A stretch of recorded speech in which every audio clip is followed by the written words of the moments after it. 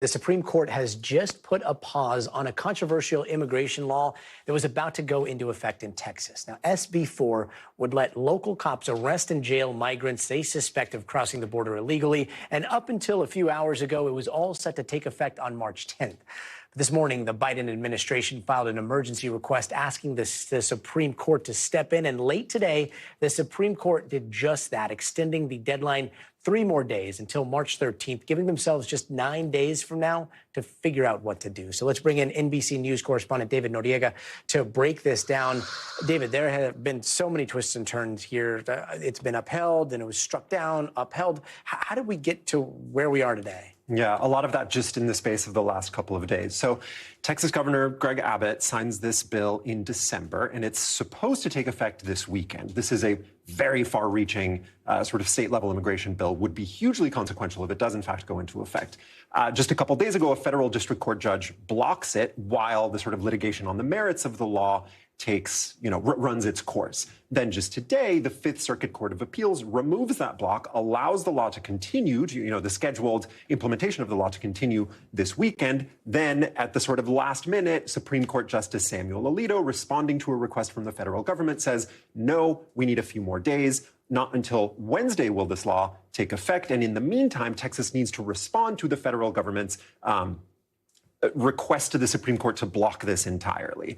So, in terms of the merits of this, it's relatively complicated, but also not really. There's pretty clear precedent that immigration enforcement is the purview of the federal government. Laws that are comparable to this one have been struck down by the Supreme Court in the last, decade or so.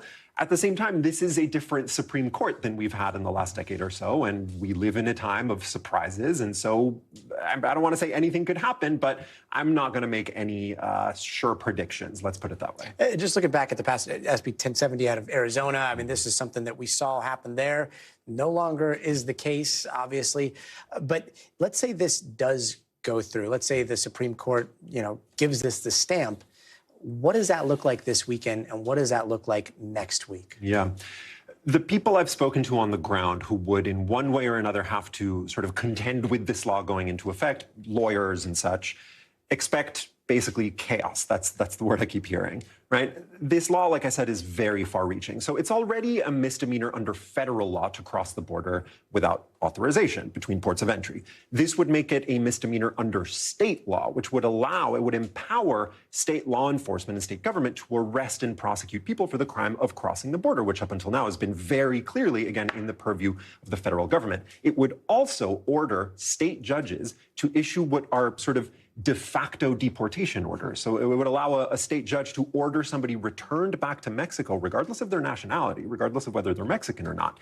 That question in particular, how it would be implemented, nobody knows. There are way more questions than answers because it's not a thing. Up until now, it has never been a thing for state law enforcement officials to deport people. That's always done by the federal government. So would they transfer people to the custody of Border Patrol or Customs and Border Protection to then return people to Mexico? Would the Mexican government even be willing to accept these people? Some Mexican officials have sort of criticized this law, so early indications are no. Way more questions than answers. Because there are so many more questions than answers, the general expectation is that this would be super chaotic. It also makes me think, when I think about all of this Abbott v. Biden immigration battle stuff that we've been seeing over the last few months, a lot of these things are designed to take place to sort of operate in the realm of politics rather than in the realm of actual policy that's implemented on the ground. I think this is a good example of that because nobody really knows what this would actually look like.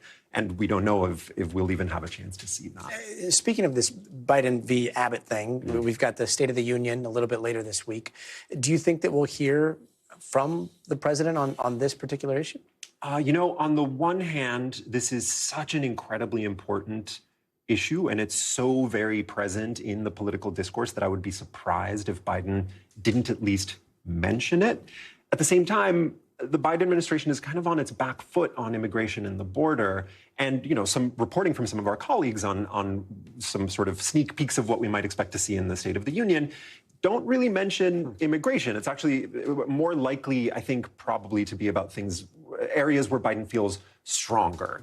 Russia, Ukraine, characterizing Trump as a threat to democracy. So to be determined. Again, I would be surprised if he didn't at least mention it, because you look at polling, for example, people increasingly consider this an important problem that needs to be addressed urgently. It would be a little bit of a glaring omission for Biden to not at least, drop a reference or two. Thanks for watching. Stay updated about breaking news and top stories on the NBC News app or follow us on social media.